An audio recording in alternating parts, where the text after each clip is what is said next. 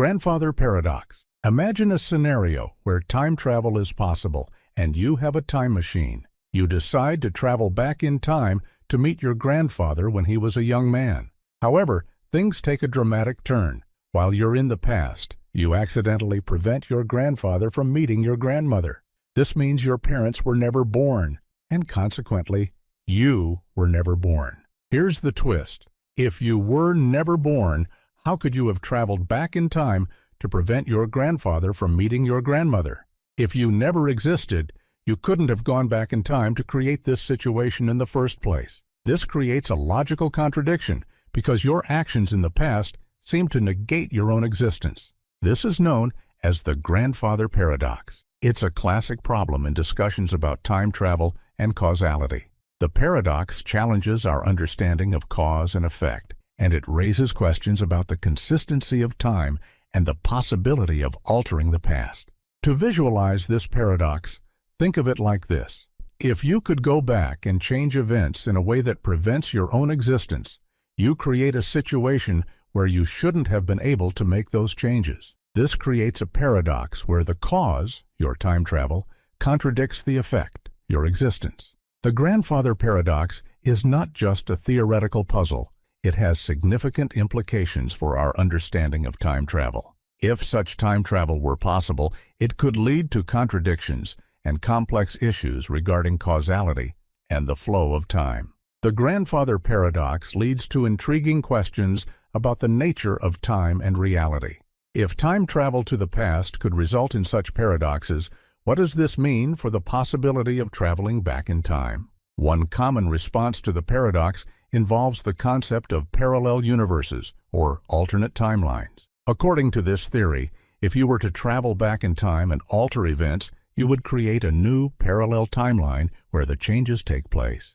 In this new timeline, your actions would have prevented your own existence in that specific timeline, but it wouldn't affect the original timeline you came from. In this way, the grandfather paradox is resolved by suggesting that time travel creates branching timelines rather than altering a single, fixed timeline.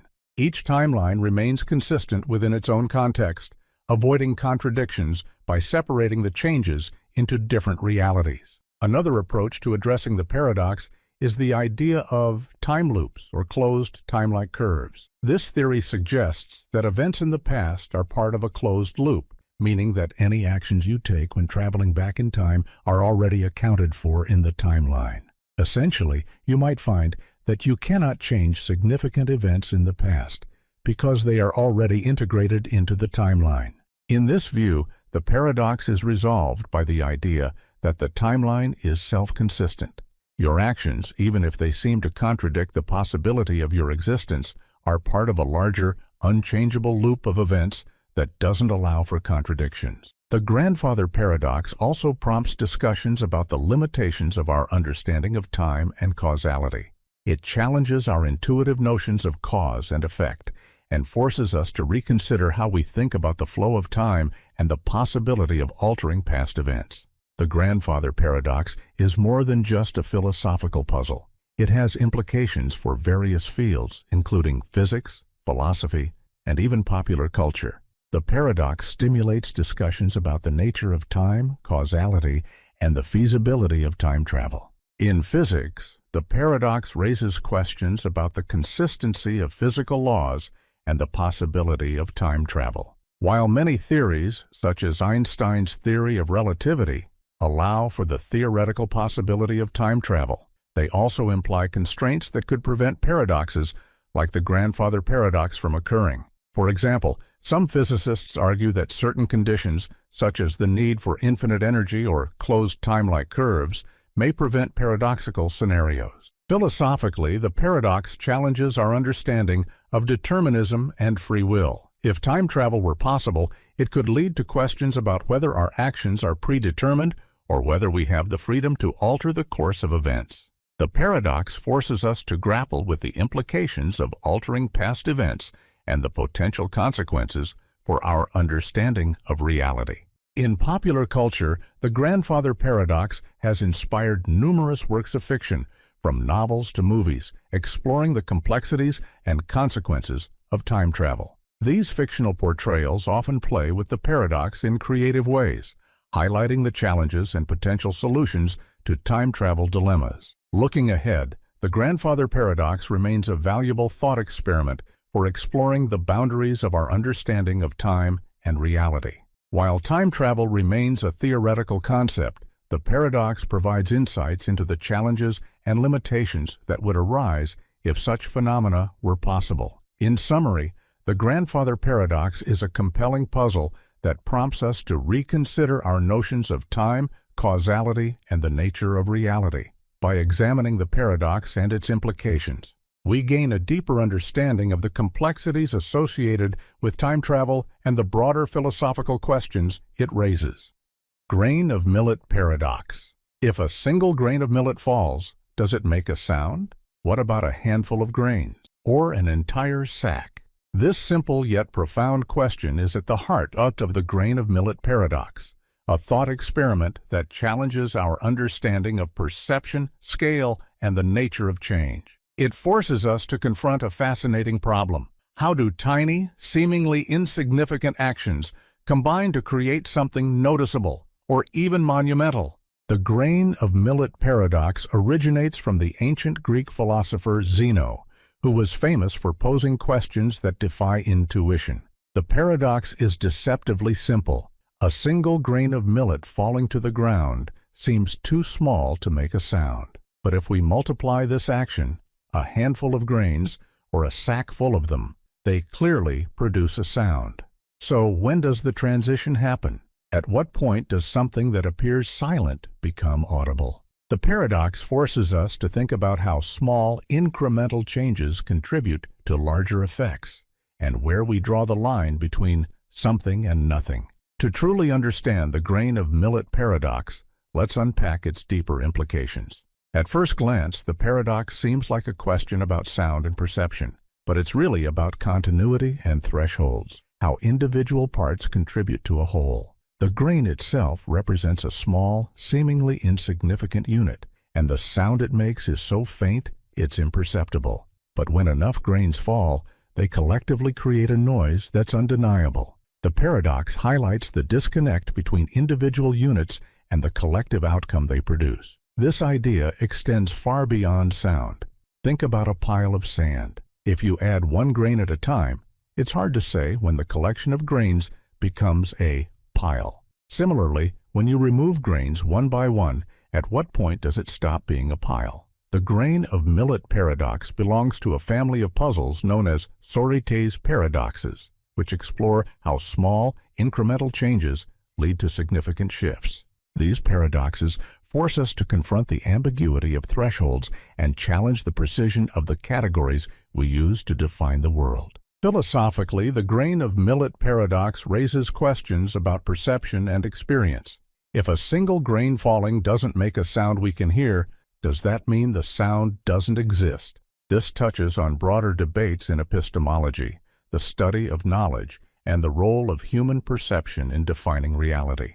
Are things real only when we perceive them, or do they exist independently of our senses? The paradox nudges us to consider whether small, imperceptible phenomena are just as real as those we can observe. The paradox also has a practical dimension, particularly in the context of cumulative effects. Think about climate change.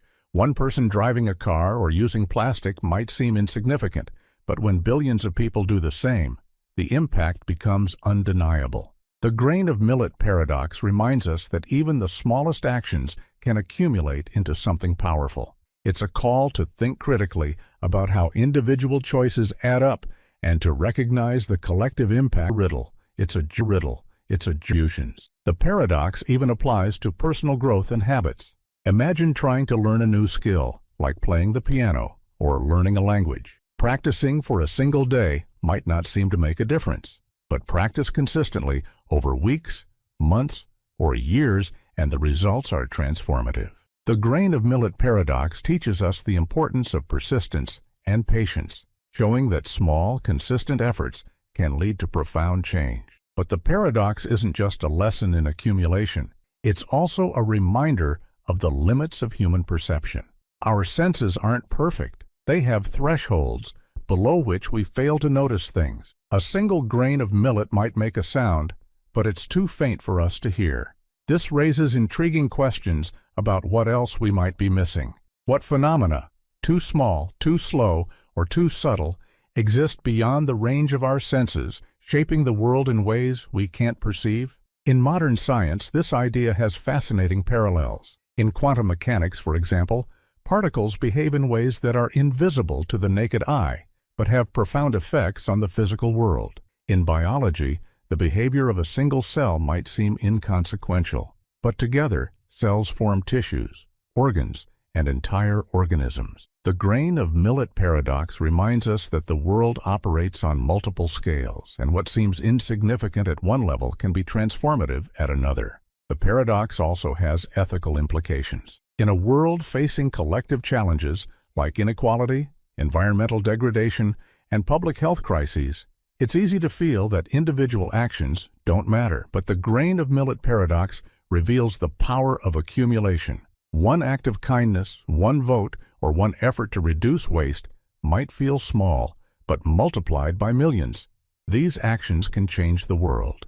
The paradox challenges us to reconsider the significance of our choices and to recognize the ripple effects of even the smallest contributions. So what's the takeaway from the grain of millet paradox? First, it teaches us to pay attention to the small things, the grains of millet, the drops of water, the moments of effort that shape our world in profound ways. Second, it reminds us of the interconnectedness of individual actions and collective outcomes. And finally, it encourages us to embrace complexity, recognizing that change often happens not in giant leaps, but in the steady accumulation of tiny steps. The grain of millet paradox isn't just a philosophical puzzle, it's a powerful lens for understanding the world. It challenges us to think critically about perception, thresholds, and the cumulative power of small actions. And perhaps its greatest lesson is this: in a universe where even the faintest sound of a falling grain can add to the symphony of existence,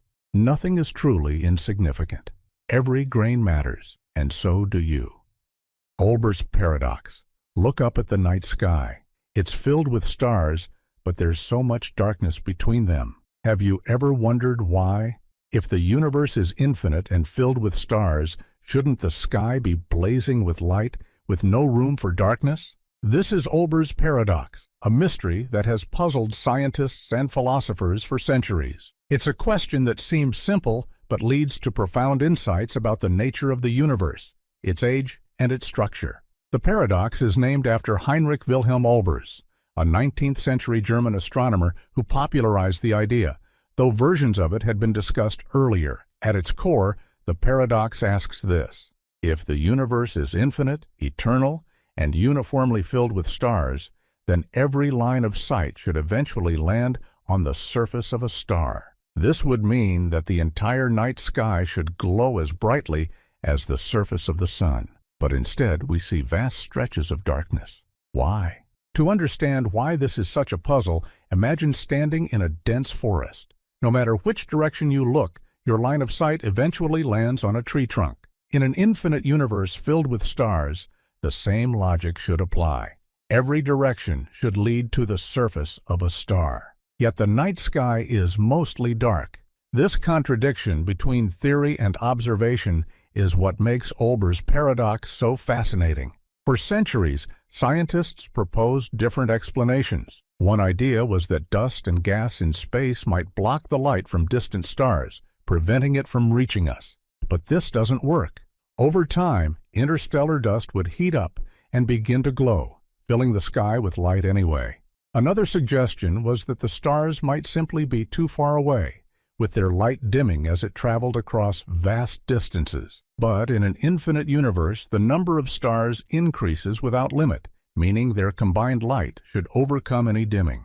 These early attempts to solve the paradox only deepened the mystery. The breakthrough came in the 20th century, with the discovery that the universe is neither infinite nor eternal in the way previously imagined. Instead, it has a finite age, around 13.8 billion years, and it's expanding. These two facts are key to resolving 𝗹𝗶𝗳𝗲𝗲 paradox. First, let's consider the universe's age. If the universe is 13.8 billion years old, then light from stars more than 13.8 billion light years away hasn't had enough time to reach us.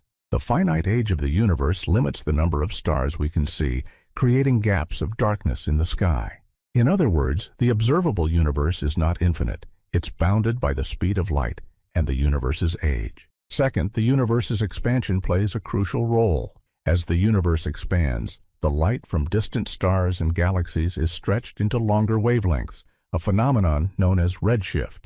This stretching moves the light out of the visible spectrum, making it invisible to the human eye. What we perceive as darkness is often light that has shifted into infrared or radio wavelengths. These two insights, the finite age of the universe and its expansion, transform 𝗹𝗶𝗱𝗶 paradox from a mystery into a powerful tool for understanding the cosmos. They reveal that the dark night sky is not a flaw in the universe's design, but a window into its history and structure. But the paradox doesn't end there.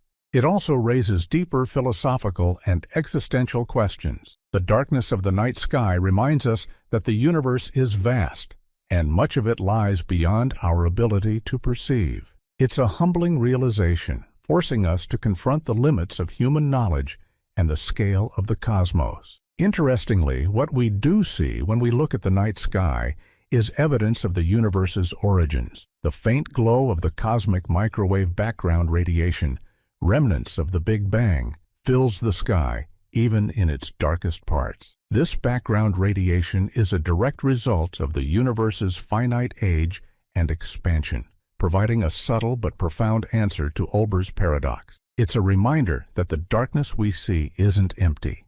It's filled with the story of the universe's birth and evolution. 𝗹𝗶𝗱𝗶 paradox also highlights the interconnectedness of science. Solving it required insights from astronomy, physics, and cosmology, showing how different fields come together to answer fundamental questions. It's a testament to the power of human curiosity and our ability to piece together the mysteries of the universe. So what does 𝗹𝗶𝗱𝗶 paradox teach us? First, it reminds us to question our assumptions. The idea of an infinite, eternal universe seemed intuitive for centuries, but closer examination revealed its flaws. Second, it shows us the value of looking beyond the surface. The darkness of the night sky isn't just absence, it's evidence of the universe's dynamic history. And finally, it inspires us to keep exploring, to push the boundaries of what we know, and to embrace the wonder of the unknown. In the end, 𝗹𝗶𝗱𝗶 paradox is more than just a question about the night sky. It's a journey into the nature of existence itself, challenging us to think deeply about the universe and our place within it. So the next time you look up and see the darkness between the stars, remember, that darkness is not just the absence of light. It's a doorway to understanding the cosmos. Paradox of the raven. If someone told you that looking at a green apple could prove that all ravens are black, you'd probably think they were joking. But that's exactly what the paradox of the raven suggests, and it's one of the most mind-bending puzzles in logic and philosophy. How can something as unrelated as the color of an apple tell us anything about ravens? This paradox forces us to question not only how we think about evidence, but also how we understand the way knowledge works. The paradox of the raven, also known as 𝗵𝗶𝗱𝗶 paradox, was introduced by the German philosopher Carl Gustav 𝗵𝗶 in the 1940s. It starts with a simple statement: all ravens are black. In logic, this is equivalent to saying, if something is not black, then it is not a raven. These two statements mean the same thing. They're logically interchangeable. But here's where things get strange. If you want to prove that all ravens are black, you might think the best way to do that is to observe lots of black ravens. And that's true. Each black raven you see adds evidence to the claim. But by the same logic, observing something that is not black and is not a raven, like a green apple, also counts as evidence for the statement, all ravens are black. Why?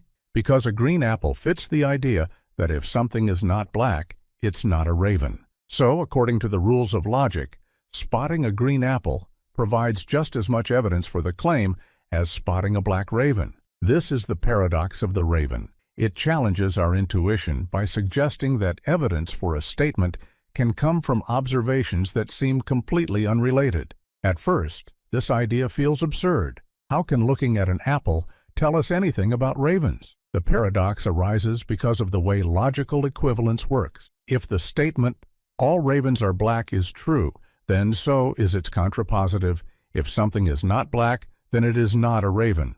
Any observation that fits the contrapositive, like a green apple, logically supports the original statement. But our intuition rebels against this. We feel that looking at a raven tells us more about ravens than looking at an apple does. The paradox reveals a disconnect between formal logic and human intuition. In logic, all evidence that supports a statement is equally valid, no matter how it's obtained. But in practice, we assign different weights to different types of evidence. Seeing a black raven feels like strong evidence for the claim, "all ravens are black," while seeing a green apple feels irrelevant, even though both are logically equivalent. To make sense of this, let's dig deeper into the nature of evidence. When we evaluate evidence in the real world, we're not just thinking about logical equivalence. We're also considering how informative or specific the evidence is. A black raven is directly related to the claim, so it feels highly relevant. A green apple, on the other hand, doesn't seem to tell us much about ravens, even if it technically supports the statement. This highlights a key limitation of formal logic. While it provides a framework for reasoning, it doesn't always align with how we process information or assign significance to evidence. The paradox of the raven also raises questions about the limits of scientific observation. In science, we often gather evidence to test hypotheses, much like observing black ravens to support the claim, "all ravens are black." But the paradox reminds us that evidence is rarely straightforward. It challenges us to think critically about how we interpret observations and whether our methods of reasoning truly capture the complexity of the world. Interestingly, the paradox has parallels in other areas of philosophy and science. In epistemology, the study of knowledge, it forces us to confront the problem of induction, how we justify generalizing from specific observations. In probability theory, it relates to Bayesian reasoning, which assigns probabilities to hypotheses based on prior knowledge and new evidence. These connections show that the paradox of the raven isn't just an abstract puzzle, it's a window into some of the deepest questions about how we understand the world. The paradox also has a psychological dimension. It reveals how deeply our intuitions about relevance and causality shape our reasoning. We naturally prioritize evidence that feels connected to the claim we're evaluating, even if other evidence is equally valid in a logical sense. This highlights the importance of being aware of our cognitive biases and questioning our assumptions about what counts as evidence. So, what can we take away from the paradox of the raven? First, it reminds us to think critically about the nature of evidence and how we evaluate it. It challenges us to question our intuitive judgments and consider the role of logic in shaping our understanding. Second, it highlights the complexity of knowledge and the limitations of formal reasoning. And finally, it encourages us to embrace paradoxes as opportunities for growth, pushing us to explore the boundaries of our thinking and uncover new insights. In the end, the paradox of the raven isn't just a puzzle about apples and ravens. It's a profound exploration of how we reason, learn, and seek truth. It invites us to look beyond the surface, to question our assumptions, and to embrace the unexpected connections that shape our understanding of the world. So the next time you see a raven, or even a green apple, remember, both are part of a larger story about how we make sense of the universe. And perhaps that's the most life-changing paradox of all. Stockdale paradox. Imagine enduring years of unimaginable suffering and coming out not just intact, but stronger. How would you do it? This is the heart of the Stockdale paradox, a concept that reveals the delicate balance between hope and brutal realism. Named after Admiral James Stockdale, a U.S. Navy officer and prisoner of war in Vietnam, this paradox challenges conventional wisdom about optimism, resilience, and survival. The Stockdale paradox originates from Stockdale's harrowing experience as a POW during the Vietnam War. For 8 years, he endured brutal torture, isolation, and uncertainty. Many of his fellow prisoners didn't survive, succumbing to despair or broken spirits. But Stockdale did. And when asked how, his response revealed a paradox that has since inspired leaders, psychologists, and thinkers alike. The optimists, Stockdale said, were the ones who didn't make it. They were the ones who said, "We'll be out by Christmas." And Christmas would come, and Christmas would go. Then they'd say, "We'll be out by Easter," and Easter would come, and Easter would go. And then Thanksgiving, and then it would be Christmas again, and they died of a broken heart. Stockdale explained that survival wasn't about blind optimism or wishful thinking. It was about holding two seemingly contradictory ideas in your mind at the same time. Unwavering faith that you will prevail in the end, and the discipline to confront the brutal facts of your current reality. This is the Stockdale paradox, the ability to balance hope with realism, to maintain faith in the future while not denying the challenges of the present. It's a paradox because it goes against what we often think of as positive thinking. Blind optimism can lead to disillusionment when reality fails to meet expectations. But at the same time, losing hope entirely can be equally destructive. The paradox lies in finding the equilibrium between these two extremes. Let's explore why this mindset is so powerful. On one hand, having faith in a better future gives you the motivation to keep going. Without hope, despair takes over, making it difficult to endure hardship. But on the other hand, denying the harshness of your circumstances can leave you unprepared for the challenges ahead. By embracing the brutal facts of your situation, you build resilience and develop strategies to survive, even if those strategies are painful or difficult. The Stockdale paradox shows us that hope and realism aren't opposites. They're complementary forces. In Stockdale's case, this paradox played out in a literal life-and-death scenario, but its lessons extend far beyond the battlefield. In business, relationships, and personal growth, the Stockdale paradox teaches us how to navigate adversity. For example, in the face of a failing project, blind optimism might lead you to ignore warning signs and press on without a plan, while pure pessimism might cause you to give up entirely. The Stockdale paradox suggests a third path, acknowledging the challenges while maintaining faith in your ability to find a solution. This mindset is particularly relevant in times of crisis, whether it's a global pandemic, an economic downturn, or a personal struggle. When the future feels uncertain, it's tempting to either cling to false hope or sink into despair. The Stockdale paradox reminds us to do neither. Instead, it calls us to face the reality of our circumstances head-on while holding on to the belief that we can overcome them. Psychologists have found that this approach aligns with the concept of adaptive resilience. Resilient people don't deny the difficulties they face, but they also don't let those difficulties define them. They adapt, finding ways to grow and persevere even in the darkest times. The Stockdale paradox captures this balance perfectly, showing that resilience isn't about avoiding pain. It's about enduring it with purpose. The paradox also highlights the dangers of false hope. Stockdale's fellow prisoners who clung to unrealistic timelines were devastated when those timelines came and went. Their misplaced optimism left them unprepared for the long haul. This doesn't mean we should avoid hope altogether. It means we need to ground our hope in reality. Hope that is tethered to a clear-eyed view of the situation becomes a source of strength, not weakness. But the Stockdale paradox isn't just about surviving adversity. It's about thriving through it. Stockdale didn't just endure his time as a prisoner of war. He emerged from it with a deeper understanding of himself and the world. He found meaning in his suffering, using it to grow and to inspire others. This is a crucial part of the paradox, the idea that even in the darkest moments, we can find purpose and meaning that carry us forward. So how can we apply the Stockdale paradox to our own lives? First, we need to practice radical honesty about our circumstances. This means confronting the facts, no matter how uncomfortable they are. Denial might feel easier in the short term, but it leaves us vulnerable in the long run. Second, we need to cultivate a deep and abiding faith in our ability to overcome challenges. This isn't blind optimism. It's a belief rooted in the knowledge that we are capable of enduring and adapting. The Stockdale paradox also calls us to develop emotional flexibility.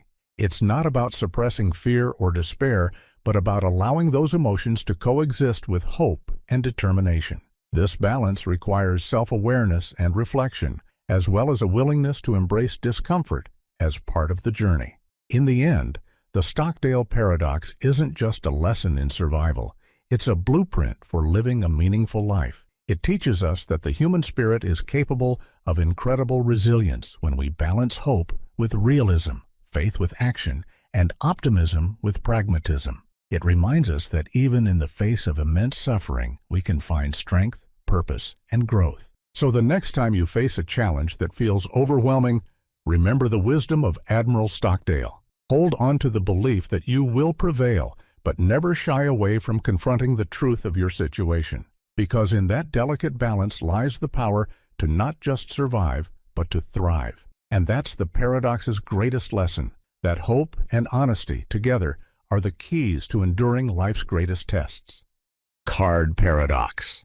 Picture holding a simple card with two statements written on either side. On one side, it says, "The statement on the other side of this card is true." When you flip it over, the other side says, "The statement on the other side of this card is false." At first, this might seem like a harmless little puzzle, but as you start to think it through, you quickly realize something astonishing. It doesn't make sense. This is the card paradox, a thought experiment that challenges our understanding of truth, logic, and self-reference. The card paradox belongs to a family of puzzles known as self-referential paradoxes. These are scenarios where a statement refers to itself in a way that creates a logical contradiction. The paradox on the card works like this. If the statement on the first side is true, the statement on the other side is true, then the statement on the other side is false, must also be true. But if that's true, then the first statement must be false. And if the first statement is false, then the second statement becomes false as well, looping us back to the first. It's a never-ending cycle of contradictions with no resolution. At its core, the card paradox forces us to confront the limits of our logical systems. Our brains are wired to think in terms of true and false, yes and no. But self-referential paradoxes like this one reveal that even the simplest logical structures can break down when they turn inward on themselves. The card paradox isn't just a quirky brain teaser. It's a profound challenge to the way we think about truth and meaning. To understand why this paradox is so significant, let's dig deeper into what it teaches us about logic. In formal systems, a statement is typically either true or false. This is known as the law of the excluded middle. But the card paradox defies this principle by creating a situation where neither truth nor falsehood seems to apply. Instead, the statements feed into each other in an endless loop. This breakdown of logic is what makes the paradox so intriguing and so unsettling. One of the most famous self-referential paradoxes, the liar's paradox, works in a similar way. It's the statement, "This sentence is false." If the sentence is true, then it must be false. But if it's false, then it must be true. Like the card paradox, the liar's paradox reveals the fragility of logical systems when faced with self-reference. The card paradox takes this idea a step further by involving two statements that rely on each other, rather than a single statement referring to itself. Philosophers and logicians have grappled with these kinds of paradoxes for centuries. In the early 20th century, the mathematician 𝗪𝗏 made a groundbreaking discovery. Any sufficiently complex formal system contains statements that are true but unprovable within the system itself. Gödel's incompleteness theorems, as they're called, show that no logical system can be both complete and consistent. The card paradox is a playful example of this principle, highlighting the inherent limitations of logical reasoning. But the implications of the card paradox go beyond formal logic. It also raises fascinating questions about language and meaning. When we communicate, we rely on shared definitions and assumptions to convey ideas. But the card paradox demonstrates how language can create contradictions that defy resolution. It's a reminder that even the words and concepts we take for granted can break down under close scrutiny. The paradox also has psychological dimensions. It forces us to confront uncertainty and ambiguity, two things that humans are notoriously uncomfortable with. Our natural instinct is to resolve contradictions and find clarity. But the card paradox denies us that resolution, leaving us in a state of cognitive dissonance. This can be frustrating, but it's also an opportunity to expand our thinking and embrace complexity. So, what can we learn from the card paradox? First, it teaches us to question our assumptions about truth and logic. It shows that even the most basic ideas can become deeply complex when viewed from a new perspective. Second, it challenges us to think critically about self-reference and the ways it shapes our understanding of the world. And finally, it reminds us to embrace ambiguity as a natural part of life. Not every question has a clear answer, and sometimes the journey of exploring a paradox is more valuable than resolving it. The card paradox isn't just a clever puzzle, it's a gateway to some of the deepest questions about logic, language, and the human mind. It invites us to think beyond binary categories, to explore the limits of knowledge, and to appreciate the beauty of contradictions. So the next time you see a simple card with two statements, remember, it's not just a piece of paper. It's an invitation to expand your understanding of the universe. And that's a paradox worth pondering. Paradox of enrichment. Consider you're running a wildlife reserve, and your goal is to protect a predator-prey relationship. You decide to enrich the prey population, make the habitat better, provide more food, ensure their numbers grow. You'd expect this to strengthen the ecosystem, right? But instead, disaster strikes. The predator population skyrockets. They overconsume the prey, and the entire system collapses. This is the paradox of enrichment, a concept from ecology that reveals how attempts to improve a system can unintentionally destabilize it. The paradox, first introduced by ecologist Michael Rosenzweig in 1971, describes how increasing the food supply for prey species can lead to ecological collapse. At its heart, it's a counterintuitive lesson about balance, sustainability, and unintended consequences. While it originates in ecology, its implications extend far beyond the natural world, offering profound insights into economics, human behavior, and the systems we rely on. Here's how the paradox of enrichment works in nature. Imagine a simple predator-prey system: rabbits and foxes. If you introduce more food for the rabbits, lush grass, better conditions, you might expect the rabbit population to thrive, providing a stable and plentiful food source for the foxes. But in reality, the opposite often happens. The rabbits multiply rapidly, and the foxes take advantage of this abundance to increase their numbers as well. The problem is that the foxes grow too numerous, consuming rabbits faster than they can reproduce. Eventually, the rabbit population crashes, and with no food left, the foxes crash too. What started as an effort to strengthen the ecosystem ends in its collapse. The paradox highlights the delicate balance that ecosystems depend on. Predators and prey are locked in a dynamic relationship, each influencing the other's population. By enriching the system beyond its natural equilibrium, we unintentionally create instability. It's a stark reminder that nature doesn't always respond to intervention the way we expect. But the paradox of enrichment isn't just an ecological curiosity. It's a broader metaphor for how well-intentioned efforts can backfire in complex systems. Take economics, for example. Imagine a government trying to stimulate growth by flooding the market with resources, subsidies, or incentives. At first, the economy booms, but soon imbalances emerge: overproduction, inflation, or resource depletion. Just like in an ecosystem, enrichment destabilizes the system. The paradox also appears in human behavior. Consider the idea of overindulgence. If you want to motivate a team or encourage a child, you might think providing more rewards, more praise, more treats would increase their performance. But too much enrichment can lead to complacency or dependency, undermining the very goal you set out to achieve. The lesson here is clear.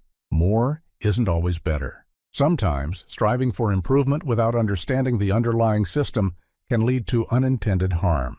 In a world of peace of mind, progress, the paradox of enrichment serves as a cautionary tale. It challenges the assumption that adding more to a system will always make it stronger. Instead, it urges us to think critically about balance, sustainability, and the unintended consequences of intervention. The paradox also raises profound philosophical questions about human interaction with the natural world. In our efforts to control and improve ecosystems, economies, and societies, how often do we disrupt the very systems we're trying to protect? The paradox of enrichment invites us to reflect on our role as stewards of the planet and to consider the limits of our understanding. It reminds us that complexity requires humility, and that even the best intentions can lead to unforeseen outcomes. One way to address the paradox is to focus on resilience rather than enrichment. Instead of trying to maximize a single element of a system, like prey populations or economic output, we can work to maintain the system's overall stability.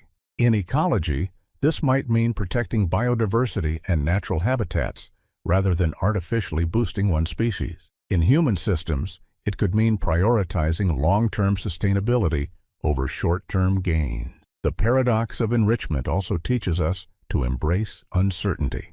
Complex systems, whether ecosystems, economies, or societies, are full of interdependencies that we can't always predict. By recognizing these complexities, we can approach problems with a mindset of curiosity and caution, avoiding the pitfalls of overconfidence and oversimplification.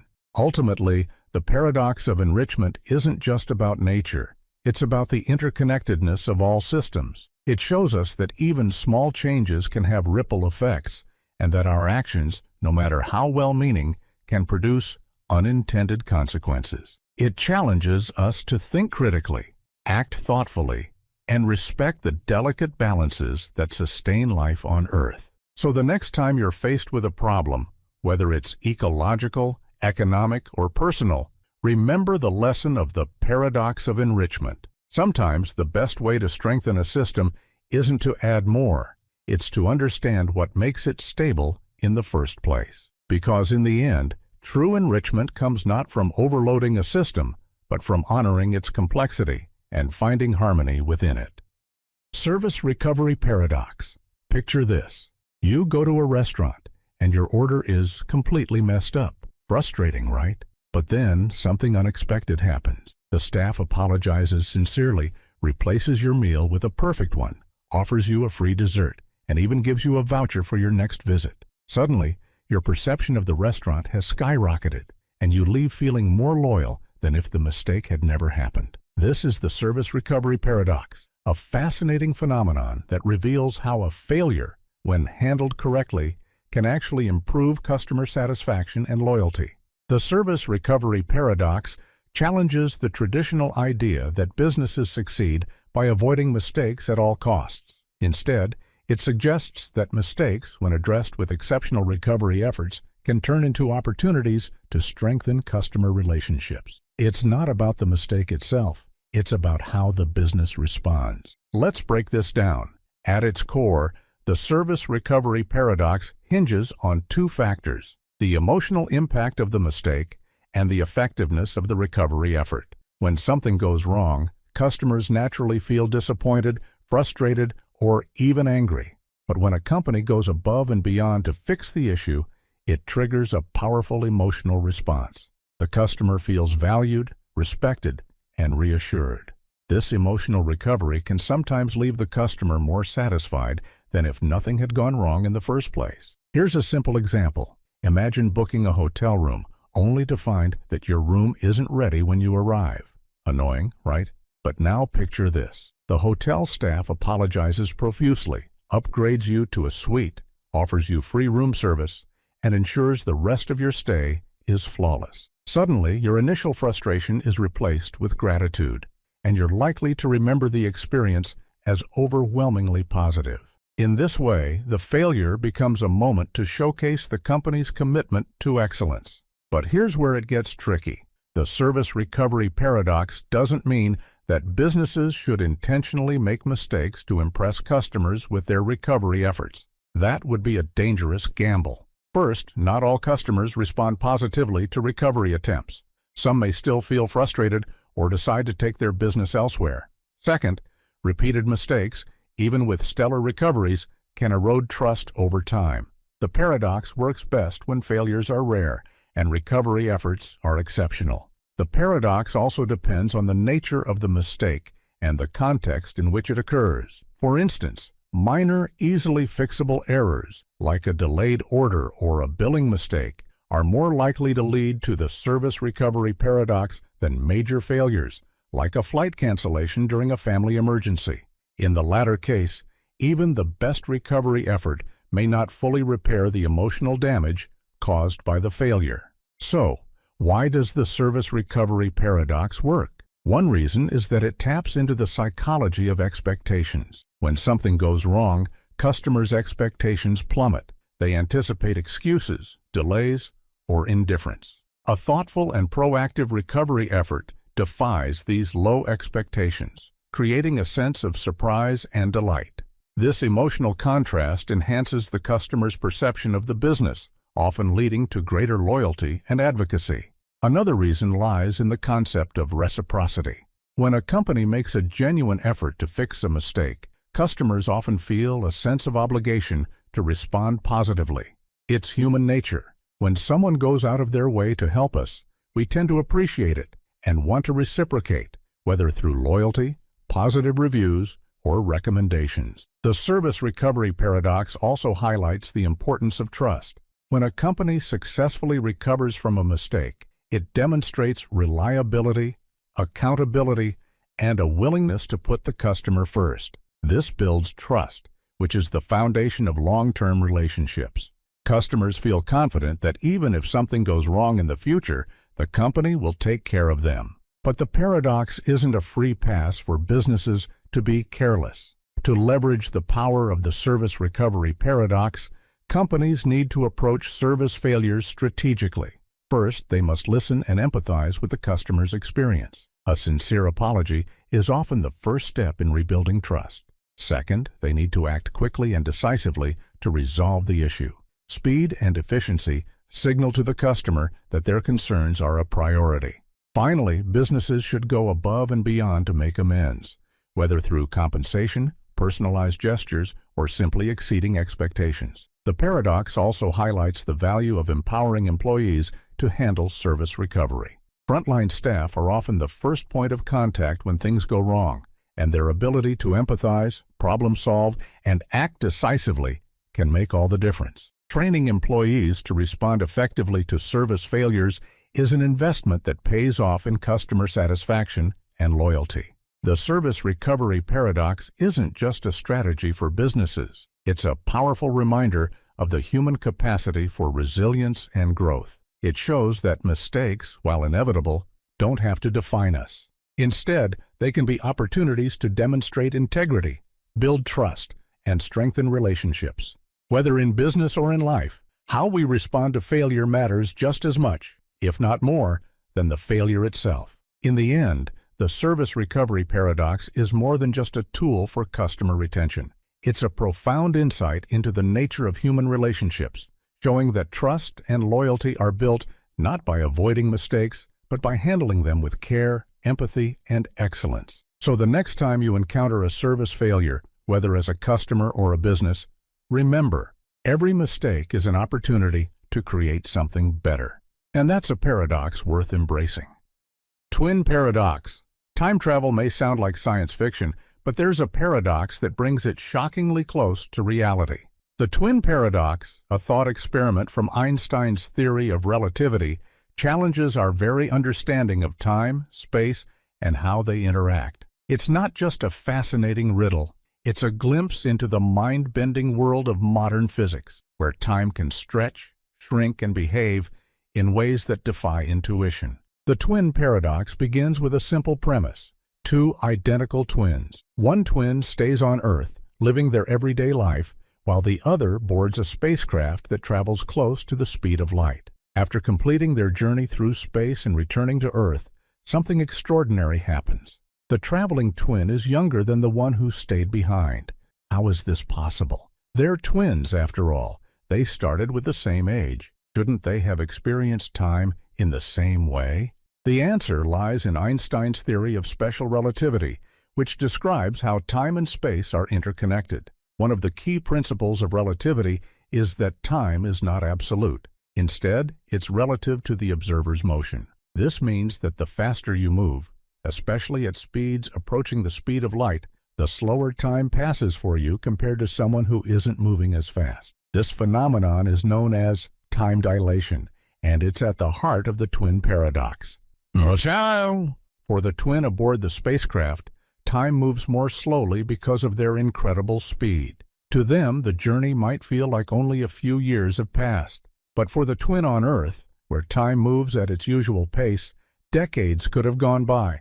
When the traveling twin returns, they find their sibling significantly older, while they have barely aged. This isn't just a theoretical idea. It's a real effect that has been observed in experiments involving particles traveling at high speeds. At first glance, the paradox seems to raise a symmetry problem. If motion is relative, can't the traveling twin argue that it was their sibling who was moving while they stayed still? Why should the traveling twin age more slowly? The resolution to this lies in the fact that the two twins experience different paths through space-time. The traveling twin undergoes acceleration and deceleration as they leave Earth, turn around, and return. This breaks the symmetry of the situation. In contrast, the twin on Earth remains in a single, inertial frame of reference, experiencing no such changes in motion. The twin paradox isn't just a thought experiment, it has practical implications. In fact, time dilation is a measurable effect. For example, GPS satellites orbiting Earth experience time dilation because of their high speeds and the weaker gravity at their altitude. To ensure that GPS systems work accurately, scientists have to account for this effect, adjusting the satellite clocks so they stay in sync with clocks on Earth. Without this adjustment, your GPS navigation would quickly become unreliable. The paradox also challenges our everyday assumptions about time. We tend to think of time as a constant, ticking away at the same rate for everyone, everywhere. But the twin paradox reveals that time is far more flexible than we imagine. It can stretch and compress depending on your speed and location in the universe.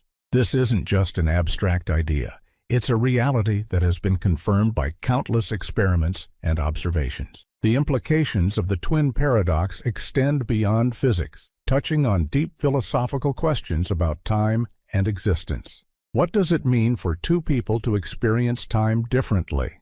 How does relativity reshape our understanding of aging, identity, and memory? And if time itself can behave so strangely, what other surprises might the universe hold? One of the most fascinating aspects of the twin paradox is how it bridges the gap between science fiction and science fact. Concepts like time travel, interstellar exploration, and life at near light speeds often seem fantastical. But the paradox shows us that these ideas are grounded in the fundamental laws of physics. It's not a question of whether time dilation is real. It's a question of how we might one day use it to explore the cosmos. Yet the paradox also serves as a humbling reminder of the limits of human intuition. Our brains evolved to understand a world where speeds are slow, distances are short, and time feels constant. The twin paradox pushes us beyond these everyday experiences, forcing us to think in terms of a universe that operates on entirely different scales. It's a testament to the power of human curiosity and imagination, allowing us to glimpse a reality that lies far beyond our senses. So, what does the twin paradox teach us? It's more than just a quirk of physics. It's a profound insight into the nature of time and space. It challenges us to rethink what we know about reality, to question our assumptions, and to embrace the strange and wondrous truths of the universe. And perhaps most importantly, it reminds us that even the most familiar concepts, like time, can hold mysteries that are waiting to be discovered. Paradox of lottery. Imagine you've just purchased a ticket for an enormous lottery drawing. The chances of winning are incredibly slim, let's say a mere 1 in 10 million. Despite the overwhelming odds stacked against you, you find yourself filled with excitement and hope. Curiously, when you hold that ticket in your hand, there's a sense of confidence that you just might be the lucky winner. This personal conviction seems oddly rational, even in the face of such astronomical odds. Now, let's expand our perspective. In a massive lottery where each ticket has an infinitesimal chance of winning, every single ticket holder can maintain a sense of optimism about their own prospects. This intriguing phenomenon is known as the paradox of the lottery. The crux of this paradox lies in the stark contrast between the statistically high likelihood of losing and the individual's personal belief that they might emerge victorious. The paradox becomes even more fascinating when we consider the collective outcome. Despite each individual ticket holder nurturing the belief that they might win, the reality is that only one ticket, or perhaps a handful at most, will actually clinch the prize. This creates a striking logical inconsistency. How can we reconcile the fact that so many people harbor the belief that they will win when statistically the vast majority are destined to lose? To illustrate the paradox more vividly, let's envision a lottery with 10 million tickets in circulation. Each ticket carries a 1 in 10 million chance of winning. If every single ticket holder maintains the belief that they will be the fortunate winner, their conviction appears wildly irrational given the overwhelming odds. However, on a personal level, it's somewhat understandable. Each individual is unlikely to contemplate the probability of the entire group losing. Instead, they focus solely on their own ticket and its potential. This paradox shines a spotlight on the intriguing conflict between personal belief and collective statistical reality. It demonstrates how individuals can simultaneously hold seemingly contradictory views. They can believe in their own chance of winning while acknowledging that the majority of ticket holders will inevitably face disappointment. Let's delve deeper into the intricacies of the paradox of the lottery by examining the fascinating interplay between individual belief and statistical reality. Each lottery participant's conviction that they might win is deeply rooted in their personal investment in the outcome. Even though they are intellectually aware of the minuscule probability of winning, their hope burns bright and remains intensely personal. This deeply held personal belief stands in stark contrast to the cold, hard statistical reality. From a purely mathematical standpoint, if there are 10 million tickets in circulation and only one ultimate winner, the probability of winning with any given ticket is astonishingly low. Yet, remarkably, this statistical fact seems to have little impact on the optimistic outlook maintained by each ticket holder. One illuminating approach to understanding this paradox is to consider the concept of subjective versus objective probability. Subjective probability refers to the personal belief or confidence an individual holds regarding an outcome, while objective probability represents the actual mathematical likelihood of an event occurring. In the context of the lottery, the subjective probability for each ticket holder is heavily influenced by their hope and personal investment in the outcome. This subjective perspective can lead to the seemingly irrational belief that their particular ticket somehow possesses a better chance of winning than it objectively does. Conversely, the objective probability reflects the true, exceedingly small chance of winning. This stark disparity between subjective belief and objective probability lies at the heart of the paradox. Individuals cling to their personal chances of success, despite being aware of the statistical odds, resulting in an apparent contradiction. The paradox extends beyond mere improbability of winning. It delves into the very nature of rationality in personal belief when confronted with overwhelming odds. The paradox also intersects with fascinating cognitive biases and psychological factors that shape human decision-making. People often exhibit a tendency to overestimate their own chances of success in scenarios with low probabilities, a phenomenon psychologists refer to as the optimism bias. This cognitive bias helps explain why individuals can maintain a rational belief in their potential to win even when the odds are overwhelmingly stacked against them. The paradox of the lottery opens up a Pandora's box of intriguing questions about human psychology, decision-making processes, and belief systems. It challenges our fundamental understanding of how individuals perceive probabilities and make choices based on those perceptions. One significant implication of this paradox is that it underscores the limitations inherent in purely rational decision-making models. Traditional rational models operate under the assumption that individuals make decisions based solely on objective probabilities. However, the paradox of the lottery vividly demonstrates that personal beliefs and psychological factors can exert a powerful influence on decision-making, often leading to behavior that appears irrational when viewed through the lens of statistical reality.